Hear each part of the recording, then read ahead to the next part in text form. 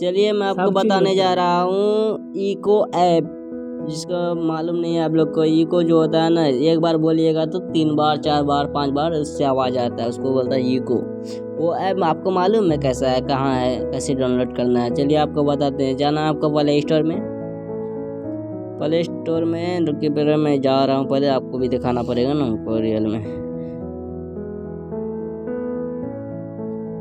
इधर चला गया प्ले स्टोर। चलिए प्ले स्टोर में चला गया हूँ। प्ले स्टोर में जरा सर्च चेक करना है आपको, ECHO इको।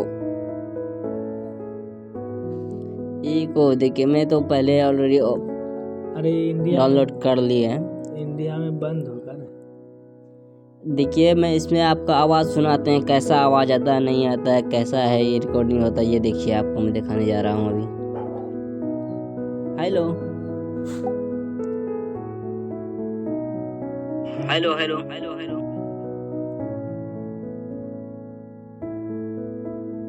भाई कैसे हैं आप लोग?